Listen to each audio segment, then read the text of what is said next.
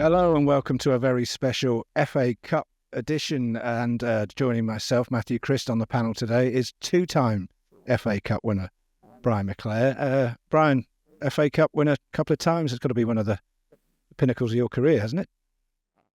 Yes, I mean, the FA Cup in Scotland was a big thing, as well as all the competitions in Scotland. And I think it's anybody that plays football professionally, be a great ambition of theirs to play in an FA Cup final at Wembley. I was fortunate enough to play in three, 2 wins and one painful defeat. But I'm very grateful that for those opportunities and those experiences, which were brilliant. So was it a case of when you were kicking a ball around as a lad, you were pretending to be scoring at Hampden Park or ultimately Wembley? I think both of them, yeah. I think there would have been in equal measures. But when you move from Celtic to Manchester United, and at that particular time, Manchester United's success was more in the FA Cup than anything else. And it was the first trophy that we won under Alex Ferguson. So it's always going to be something it's pretty important and significant in that wonderful success that great man had at Manchester United. Of course, and you scored in the final, of course, in '94, the decisive goal in a 4-0 thrashing of Chelsea. Yeah, I made a difference. Me and Lee Sharp made a difference when we came on at only a few minutes to go. It was great to get one in a game like that. Particularly, it was a very good game of football. I think Chelsea probably can call themselves slightly unfortunate not to have had a better result in the game. But things went very well for United, and I got to be grateful to Paul Ince, who really should have shot, for rolling the ball across the goals for me to actually, if you watch it carefully, I almost missed it because it catches the bottom of my boots, not even my boot. I think it actually catches my studs, because I was doing that in my head. I was doing that thing that a lot of sports people do in situations like that, where you're doing B before A, and which in my regard was that I was celebrating before I'd even touched the ball. And I nearly could have been another small video of me that would never be forgotten for missing the ball at that. But I think I might have been able to. No, I don't think I could have had. So anyway, if you watch it closely, it's a mustard. I'm thinking more of the rollicking you'd have got from Alex Ferguson. I mean, it was 3-0 at the time. It could have been a career-ending one as well, yeah. So, yeah, it didn't matter that it was 3-0 with a few minutes to go. No. You would have felt the hairdryer there. No. Of course, going into this year's tournament, the third round, the big tie of the round, undoubtedly is your old club, Manchester United's trip to Arsenal. How important do you see this for both clubs this season? Well, maybe it's more important for Manchester United in the sense that it looks like this is potentially the easiest route to winning something again. Arsenal are going pretty decent in the league, and they had a result that didn't go their way in the first leg of the League Cup semi-final. But they'll want to win the game as well. I mean, that's to say that it'll be interesting to see, just regards to the League Cup games, the Premier League games, what kind of sides are performing at Arsenal on Sunday. As I mentioned earlier, that all players want to win. They want to win something, and that's when they get to the final, irrespective of which trophy it is, and I'm sure it'll be the same. But a lot of teams tend to change the team and play players that haven't had a game. But the significance for the supporters will be the same. They want to win the game and want to get to the next round, and but hopefully get another home draw for Arsenal and a home draw for Manchester United if they're fortunate to get through. Hopefully it will be an entertaining game of football, which has been the case in recent fixtures between these two. Yeah, I mean, you mentioned the importance of the FA Cup as a kid growing up, and in your early days as playing, it was sometimes winning the FA Cup, the FA Cup final was seen as the biggest game of the season. Does it upset you somewhat that the tournament now is seen almost as a distraction to Premier League and Champions League qualification? Yeah, well, there is that, and there is also, it's examples of players who at clubs who were looking to survive in the Premier League a number of years ago. I was told that by a Premier League manager that he changed the team. I think they got to the quarter final, he changed the team because he had his eye on the next game in the league. That if they won that game, I think it would have almost secured the Premier League safety. So he changed the team, and they lost in the quarterfinals, I think. And the next day, he got allowed bang on the door of his office, and on opening the door, it was the club captain who'd come in, and he was very upset, and he explained to the manager that he couldn't believe why he changed the team. And then he said, well, I was thinking about this. And he says, well, but this, he says, I'm 28 now. This could have been the last chance I could have of getting to a cup final at Wembley. And he was very, very upset about it. And from that moment, that particular manager paid a lot more heed to the situation in the FA Cup than he did in that one, because he'd been a player himself and had success, and it never occurred to him, that how desperate players are to play in cup finals, and particularly for the English cup finals and the Welsh cup finals at Wembley. Yeah, I imagine in the early days, Ferguson didn't make a heck of a lot of changes, and being a stalwart yourself, I imagine you would have been pretty disappointed if you had been left on the bench for a big cup tie. Well, I think another thing you've got to that's relevant to that, the squad size is we had, this is just with regards to first team squad, we probably only had 15 or 16 what you would say was the first team squad. Outside that, if you had illness or injuries, you would be picking players to come into the squad that were playing and training with the reserves most of the time, and you only had 3 subs then as well. So there was not that opportunity. I'm sure that had there been, maybe managers would have swapped things around a bit more depending on what the priorities were. But it was always a priority then to get good runs in the cups and try and win things. What in Alex Ferguson's view was a habitual thing, and that did become exactly that at Manchester United under him. So, and it started, with a great win in Nottingham in that third round game, where it's come round again, where people are talking about, did that save his career?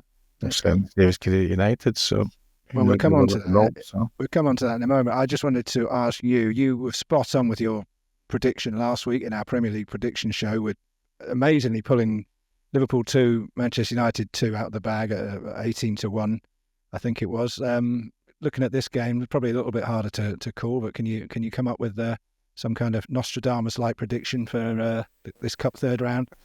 Well, I think in terms of what potentially Arsenal are thinking, that Manchester United will win this game. Arsenal are struggling to score goals, but I think they might get 1. Man United to get 2, perhaps 3. So Man United win. Not a comfortable one. Close game again, but I expect it Manchester United, against all logic again, probably be favourites for the game on Sunday, because I think Arsenal will change their team.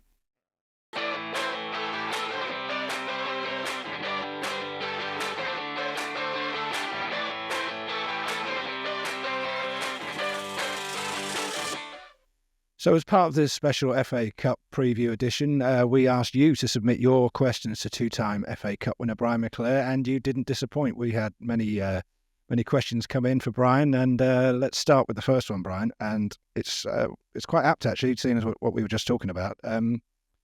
When your Manchester United team won the FA Cup in 1990, it was claimed it saved Alex Ferguson's job. Do you think this is true? Well, we'll never know.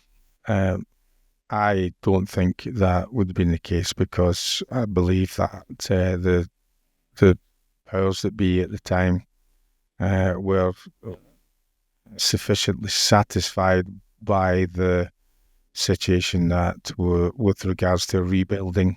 Alex Ferguson had always said that he wasn't just trying to rebuild a team, he was trying to rebuild a football club, and I think they could see the germs of a thriving and soon to be very successful, once again, youth policy. So I would like to think that they would have stuck with it, but we won't know that now, because we ended up that became a great lift for everybody with regards to the FA Cup run.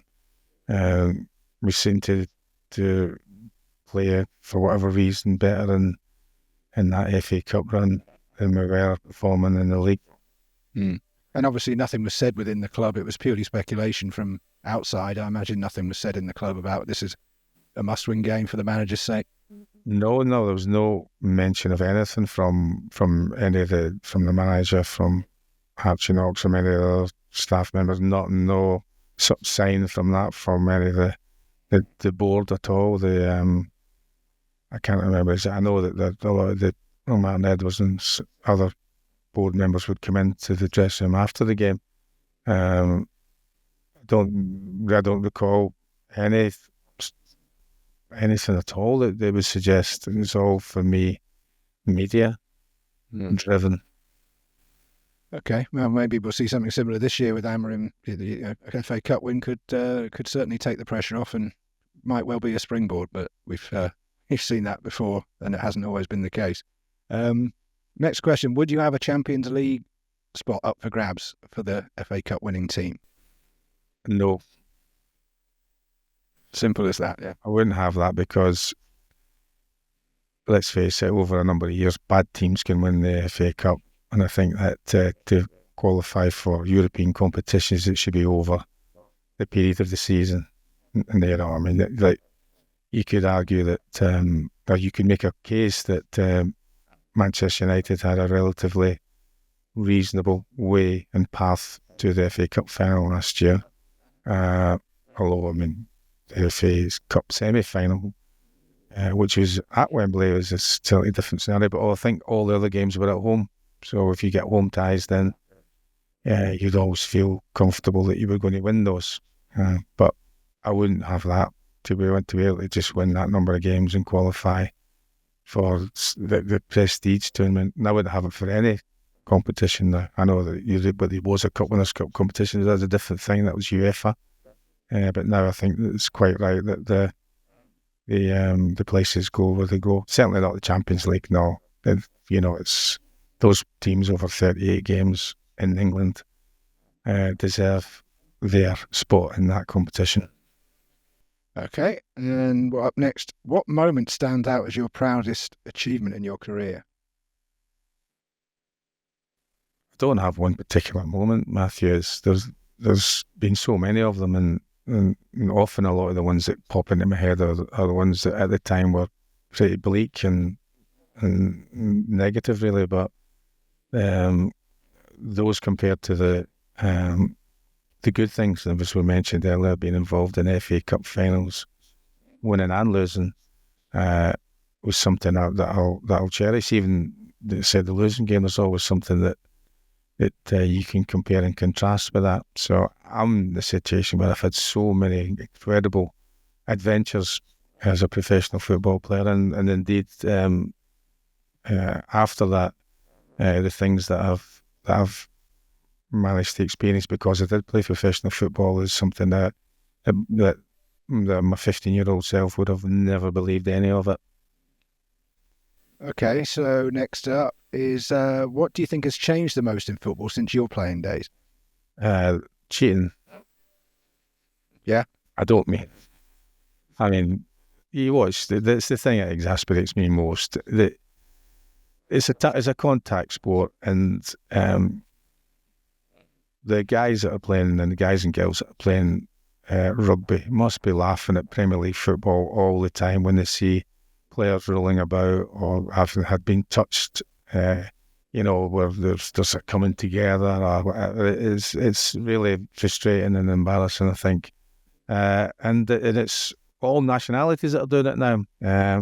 I think that the referees themselves know, and they should be empowered to do something about it. You know, if you feel that there's been minimal contact, and maybe my least favourite thing of VAR could come into play, because it does come in with serious foul play, that serious cheating could be considered as well, and there should be some punishment for that, yellow and red cards, and I think it would soon reduce the number of these incidents that are plaguing certainly the highest level of football. Yeah, I'm just thinking with that, games would be lasting 2 or 3 hours with the VAR checks. But where does that come from? Because I mean, you've worked at the United Academy for many years. You're bringing up young players. Does it come in there, or does it come in when you make the break into professional football? It must come from. I think it's more about the game at the highest level now. It's there's always been, when we played in youth tournaments abroad, there was always different scenarios with regards to situations with the rules, for example. So the rules are interpreted in a different way. So always in Europe, if you lifted your foot, you got a free kick given against you, which was always beneficial to attacking football. There's other coaches who have made comment that the British player, the British player, he said, I remember one coach saying, you've got a real problem. And when we were asking what it is, he says, your players don't know how to fall down. And when we're asking for an explanation of what he says, well, we practice. So they actually practiced, and it's a cultural thing. It's just their interpretation of the rules and their interpretation of how they're playing. But that culture is now spread worldwide, I think, and I think it needs to be reduced and diminished, because it's spoiling football. I think plenty of people will agree with you there. Let's go on the next one. Is playing out from the back as revolutionary as it seems to have been? Would Fergie have ever entertained 3 or 4 passes in the penalty box from a goal kick?